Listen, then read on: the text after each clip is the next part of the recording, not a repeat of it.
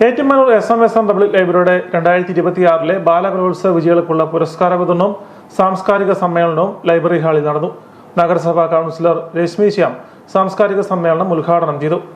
First നേടുന്നവർ മാത്രമല്ല കുഞ്ഞുങ്ങൾ, ഏറ്റവും ടോപ്പായിട്ട് ഫസ്റ്റ് നേടുന്നവർ മാത്രമാണ് കഴിവുള്ള കുഞ്ഞുങ്ങൾ. ഒരിക്കലും സെക്കൻഡും തേർഡും മേടിച്ചവര് അതിലും മികച്ച കഴിവുള്ളവരായിരിക്കും. ഇപ്പൊ സാർ പറയുകയുണ്ടായി 0.1% അല്ലെ 0.1, അതൊക്കെ ഒരു കാര്യമേയില്ല. എല്ലാവരും ഈക്വലായി കഴിവുള്ളവർ തന്നെയാണ് അല്ലെ. ചെറിയ ചെറിയ കാര്യങ്ങൾക്കാണ് നമുക്ക് ഫസ്റ്റ് സെക്കൻഡ് നഷ്ടപ്പെടുന്നത്. നിങ്ങൾക്ക് വേറൊരു കാര്യം അറിയാവോ? നമ്മുടെ ക്ലാസ്സുകളില് ചിലപ്പോൾ ബാക്ക് ബെഞ്ചേഴ്സ് ആയിട്ട് ഒന്നും പഠിക്കാതെ ചിലപ്പോൾ ഇരിക്കുന്നവരായിരിക്കും ഏറ്റവും ടോപ്പ് ലെവലിലാവുന്നത്. യോഗത്തിൽ ലൈബ്രറി പ്രസിഡന്റ് ജി പ്രകാശ് അധ്യക്ഷനായിരുന്നു. ഒരുപാട് ഇൻഫർമേഷൻ ഓവർലോഡ് എന്ന് പറയുന്ന സംഭവം ഇപ്പോൾ കുട്ടികൾക്കുണ്ട്. അതെങ്ങനെ വേർതിരിച്ചറിയണമെന്ന് കുട്ടികൾക്ക് അറിയില്ല എന്ന് മാത്രമേ ഉള്ളൂ പ്രശ്നം. അപ്പൊ എന്തിനാണ് പിന്നെ പുസ്തകങ്ങൾ വേറെ വായിക്കുന്നത്?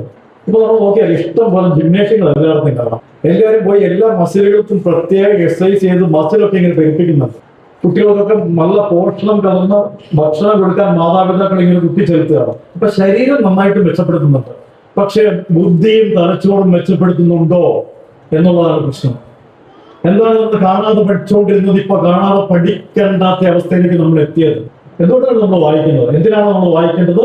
എന്തിനാണെങ്കിലും ഒരു വായനശാല നിലനിൽക്കേണ്ടതിന്റെ ആവശ്യം. ബാലകലോത്സവത്തിൽ ഏറ്റവും കൂടുതൽ പോയിന്റ് നേടിയ Kattachira Mary Mount public school and junior കോളേജിന് എവറോളിംഗ് ട്രോഫിയും കുട്ടികൾക്കുള്ള അവാർഡ് വിതരണവും രശ്മി ശ്യാം നിർവഹിച്ചു. 2ാം സ്ഥാനത്തിന് Athirampuzha Saint Aloysius LP school അർഹരായി. വെട്ടിമുകൾ സെന്റ് പോൾ സ്കൂളിന് പ്രത്യേക അവാർഡ് ലഭിച്ചു. യോഗത്തിൽ ലളിതകലാ അക്കാദമി അവാർഡ് ജേതാവ് TS പ്രസാദ്, എഴുത്തുകാരി KS Jayalakshmi, doctor VR Jayendran, advocate Rajeev Chirayil തുടങ്ങിയവർ പ്രസംഗിച്ചു.